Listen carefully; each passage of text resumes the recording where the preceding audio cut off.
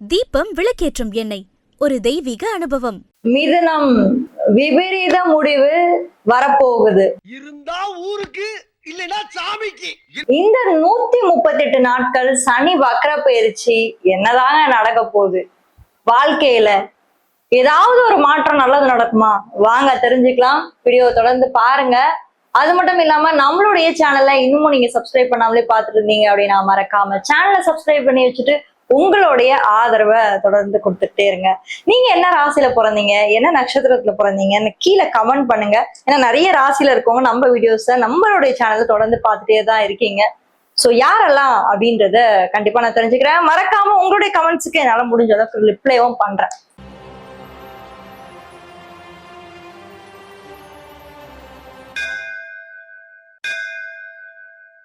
மிதுனத்தை பொறுத்த வரைக்கும் நான் ஒரு விஷயம் தெளிவா சொல்லிடுறேன், நல்லா புரிஞ்சுக்கோங்க. இந்த ராசி காலச்சக்கரத்திலே 3வது ராசி தான். அதுல நான் ஒன்னும் எதுவுமே நான் சொல்லல. என்னன்னா சில விபரீத முடிவுகள் நீங்க இந்த 138 நாட்கள் எடுக்கிற மாதிரி நான் பாக்குறேன்.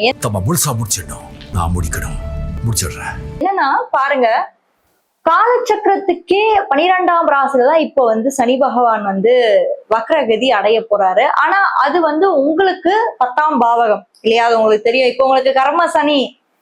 மிதுனத்துக்கு எதுல பிரச்சனை? வேலையில தான்பா பிரச்சனை. எப்பா விட்டு தூக்குவான்னு தெரியல, வயிற்றுல புளிய கரைச்சிட்டு உட்காந்துருக்கோன்ற மாதிரி ஒரு பய உணர்வு, அச்ச உணர்வு. பட் இந்த 138 நாட்கள் சனியோட பார்வை தான் வேலை செய்யும். அதுவும் இல்லாம சனிக்கு வீடு கொடுத்தாரு பாத்தீங்களா, குரு. அந்த குரு பகவான் இப்போ உச்சத்துல இருக்காரு. இப்ப இந்த சனி பகவான் 12ஆம் வீடு விரைய ராசியை பார்த்துக்கிட்டு இருக்காரு தன்னுடைய 3ஆம் பார்வையின் மூலியமாக. அடுத்து தன்னுடைய 7ஆம் பார்வையின் மூலமா ராசிக்கு 4ஆம் வீட்டை தொடர்பு கொண்டுட்டு இருக்காரு. அதே மாதிரி 10ஆம் பார்வையின் மூலமாக 7ஆம் வீடை தொடர்பு கொண்டுட்டு இருக்காரு. அதாவது வக்ர காலங்கள் அப்படின்றது பின்னோக்கி ஒருத்தரை நகர்த்தி என்னென்ன விஷயங்கள்ல நீ பெண்டிங்கா வச்சிருக்கியோ அந்த விஷயங்கள் எல்லாத்தையும் இப்ப முடிக்க வைப்பார். இப்ப அவர் 12ஆம் வீட்டை பாக்குறாரு, 4ஆம் வீட்டை பாக்குறாரு, 7ஆம் வீட்டை பாக்குறாரு. அப்போ மிதுனத்தை பொறுத்த வரைக்கும் உங்களுக்கு வேலை ரீதியா நிறைய சேஞ்சஸ் கொண்டு வரதுக்கான வாய்ப்புகள் இருக்கு. ஆன்சைட் ஆப்பர்ச்சுனிட்டிஸ் உங்களுக்கு டிலே ஆயிட்டு இருக்கு, பெண்டிங்ல போயிட்டு இருக்கு. ஏன்னா 12ஆம் வீடு என்பது ஃபாரின் டிராவல், அங்கே செட்டில் ஆகுறது. சில பேர் இப்ப இந்தியா வரணும்ன்ற ஒரு மைண்ட் செட்ல கூட இருப்பீங்க. நிறைய மிதுன ராசிக்காரங்க இந்த வீடியோ பார்த்துட்டு இருக்கீங்கன்னா, ஒருவேளை நீங்க அங்க இருந்து இந்தியா இங்கே நான் வேலை பார்த்துக்கிறேன் மேடம், எனக்கு அங்கெல்லாம் திரும்பி போக வேண்டாம், நான் என் குடும்பத்தை பார்த்துட்டு இங்கே இருந்துக்கிறேன் அப்படின்னா திருப்பி ரீவிசிட் பண்றதுக்கான வாய்ப்பும் ஏற்படும். அங்க இருந்து திரும்பி நீங்க இங்க வர்றதுக்கான ஒரு வாய்ப்புகள் ஏற்பட போகுது.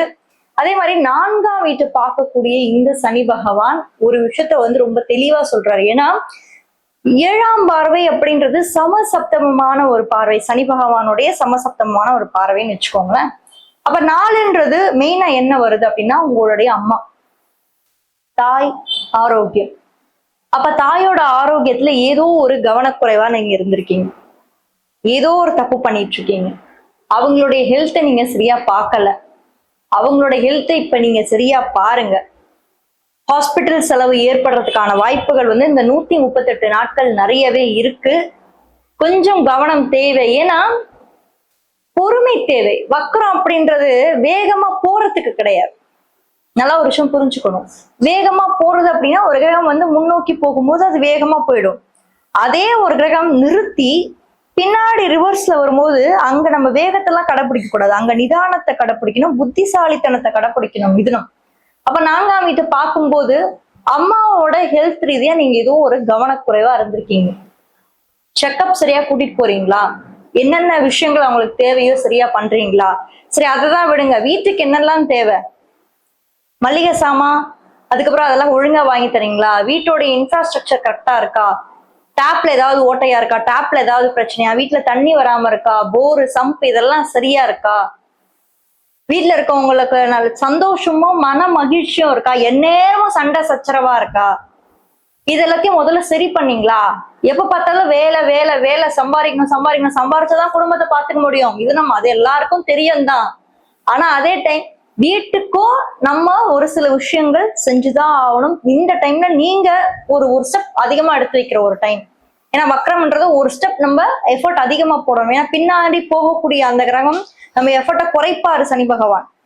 ஸோ ஸோ அப்ப எஃபர்ட்டை நீங்க இப்போ ஒரு 2-3% அதிகமா போடுங்க. அப்ப மெயினா நீங்க என்ன பண்ணணும்னா இந்த டைம் பீரியட்ல வீட்டுல ஏதாவது கோளாறு பிரச்சனை இருக்குன்னா அதை ஃபர்ஸ்ட் சார்ட் அவுட் பண்ணிக்கோங்க.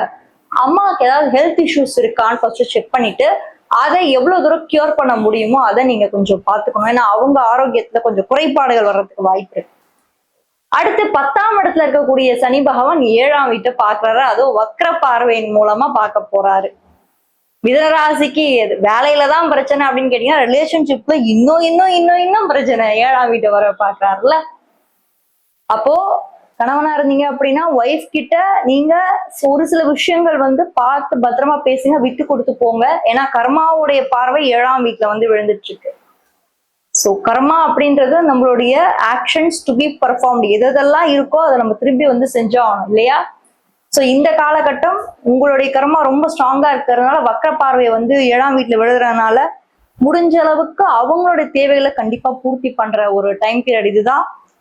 ஃபேமிலியில விட்டு கொடுத்து போறது, கணவன் மனைவியிடையே ஏதாவது சின்ன சின்ன சண்டை சச்சரவுலாம் வந்தா பரவாயில்லமா நீதானமா பரவாயில்ல வச்சுக்கோமா, எனக்கு வேண்டாமா, ஏதாவது கொடுத்தானா வச்சுக்கிறாமா அப்படின்ற மாதிரி ஒரு சில அட்ஜஸ்ட்மெண்ட் பண்ணிட்டு போறது. மனைவியா இருக்கீங்கன்னா அவ வீட்டுல இருக்க மாமனார் மாமியாருக்கு என்னென்ன தேவைகளோ அந்த விஷயங்களும் அவங்களுக்கு விட்டு கொடுத்து போறது. அந்த இடத்துல எதுவும் வாக்குவாதமோ விதண்டாவாதமோ சண்டையோ இருக்க வேணாம். சில பேருக்கு வந்து கரியர்ல வந்து பிரச்சனை இருக்கும். ஆனா அதை வந்து பாத்தீங்கன்னா வீட்டுல போய் காட்டுவீங்க. வீட்டுல இருக்க பிரச்சனையே கரியர்ல போய் காட்டுவீங்க. இந்த மாதிரி எக்கச்சக்கமா வந்து மாத்தி நீங்க வெளியே இருக்க பிரச்சனையை வீட்டுல காட்டுவீங்க, வீட்டுல இருக்க பிரச்சனையை வெளியே காட்டுவீங்க. இதெல்லாம் தயவு செஞ்சு பண்ணாதீங்க. அது உங்களுடைய எப்படி சொல்றது, உங்களுடைய வீட்டுல இருக்கக்கூடிய சந்தோஷத்தையும் கெடுத்துரும், மன நிம்மதியும் கெடுத்துரும். புரியுதா? 10ல இருந்து 4ஆம் வீட்டை பாக்குறாரு, 10ல இருந்து உங்களுக்கு 7ஆம் வீட்டை பாக்குறாரு. சோ மன நிம்மதியை கெடுக்கக்கூடிய ஒரு காலகட்டம். ஏற்கனவே நமக்கு மன நிம்மதி தான் கெட்டு போய் கிடக்கு. இல்ல சனி வேற வக்கரமா பார்த்து இன்னும் நம்மளை கொடுமைப்படுத்துறாரு. சோ முடிஞ்ச அளவுக்கு பொறுமை, நிதானம், அமைதியை கடைப்பிடிங்க. ஏன்னா பொறுமை நிதானம் அப்படின்னா தான் சனியோடைய தாரக மந்திரம். மிதுனராசிக்கு கர்மத்துல இருந்து சனி பகவான் போறதுக்குள்ள நிச்சயமா இந்த 2 விஷயங்களையுமே உங்களுக்கு அதிகமா சொல்லி கொடுத்துட்டு தான் போறாரு. இதுல இன்னொரு முக்கியமான ஒரு விஷயம், கவனிக்க வேண்டிய ஒரு விஷயம் என்ன அப்படின்னா, இந்த வக்ர சனி காலகட்டங்கள்ல குரு பகவானுடைய செயல்பாடு எப்படி இருக்கு அப்படின்றதை நம்ம ஒரு வாட்டி செக் பண்ணி பார்க்கணும். குரு பகவான் எங்க இருக்காரு? ராசிக்கு 2ஆம் இடம். அதாவது இந்த ராசி மகர ராசிக்கு 2ஆம் இடத்துல இந்த மாதத்துல வந்து அவர் இருக்காரு. அதுவும் எப்படி சாதாரணமா இருந்தா கூட பரவாயில்லைங்க, உச்சத்துல போய் குரு பகவான் இருக்காரு. சோ உச்சத்துல இருக்க குரு பகவான் என்ன பண்ணுவாரு? இந்த டைம் பீரியட்ல உங்களுக்கு எடுக்க முடியாது. ஏன்னா இந்த டைம் பீரியட்ல வந்து அவர் உச்சத்துல இருக்கிறதுனால நல்ல பலன்களை தான் கொடுத்தாலும், இருந்தாலும் ஃபேமிலியில கொஞ்சம் ஸ்ட்ரகிள் கொடுக்கறதுக்கு வாய்ப்பு இருக்கு. பினான்சியலா கொஞ்சம் உங்களுக்கு வந்து டைட் பண்ணுவாரு. ரொம்ப செலவுகள்லாம் பண்ணாதீங்க. முடிஞ்ச அளவுக்கு இருக்கிற வீட்ல அவர் என்ன ஹஸ்பண்ட் என்ன சம்பாரிச்சு எடுத்துட்டு வர்றாரோ அந்தந்த விஷயங்களை வச்சு நீங்க வீட்டுல பராமரிக்கிறதோ ஏதாவது பண்றதோ அதெல்லாம் அதுக்குள்ளே பண்ணுங்க. ஓவரா எதுவுமே பண்ண வேணாம். ஏன்னா அந்த 138 நாட்கள் இன்வெஸ்ட்மெண்ட்டுக்கான டைம் பீரியடே கிடையாது. எதுலயாவது போய் இன்வெஸ்ட் பண்றது மட்டும் தயவு செஞ்சு பண்ணாதீங்க. என்னதான் உங்களுக்கு கர்ம சனியா இருந்தாலும் இந்த பீரியட் அதுக்கான ஒரு பீரியடே ஃபர்ஸ்ட் கிடையாது. இன்னொரு முக்கியமான ஒரு விஷயம் என்னன்னா, மிதுனராசியை பொறுத்த வரைக்குமே இப்ப 10ல இருக்காரு இல்லையா? இதுக்கப்புறம் வந்து பாருங்க 11ஆம் பாவத்துக்கு மாற போறாரு. 10ல இருந்து 11ஆம் பாவத்துக்கு மாறக்கூடிய சனி பகவான் வந்து டெஃபினட்டா ஏதோ ஒரு வகையில நெக்ஸ்ட் இயர், இந்த வருஷம் இல்லைங்க, உடனே இந்த வருஷமானு நினைச்சுக்காதீங்க, இந்த 138 நாட்கள் முடிஞ்ச உடனேவே நேர்கதிக்கு போவார் ஒரு டைம் பீரியட். புரியுதுங்களா? அதுக்கப்புறமா 11ஆம் பாவம் 2027 ஜூன் மாசம் தான் உங்களுக்கு வந்து மேஷ ராசிக்கு என்ட்ரி ஆகுறாரு. அது வரைக்கும் மீனராசியை ஒரு கலக்குவாரு. ஒரு கலக்கிட்டு தான் மேஷ ராசிக்குள்ள என்ட்ரி ஆவாரு. அந்த டைம் பீரியட லாபத்துல உங்களுக்கு சனி பகவான் வராரு. அது உங்களுக்கு இன்வெஸ்ட்மெண்ட் பண்றதுக்கான ஒரு மிக அற்புதமான ஒரு பீரியட். அதுவும் கொஞ்ச நாள் இல்லைங்க, ஒரு லாங் டேர்ம் இன்வெஸ்ட்மெண்ட் பண்றதுக்கு, ஷார்ட் டேர்ம் கிடையாது. பெரிய லெவல்ல இன்வெஸ்ட்மெண்ட் பண்றது.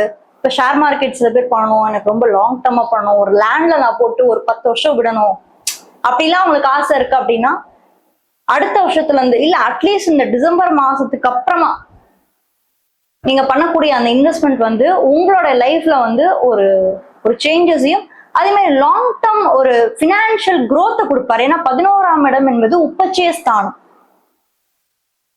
It cross with time.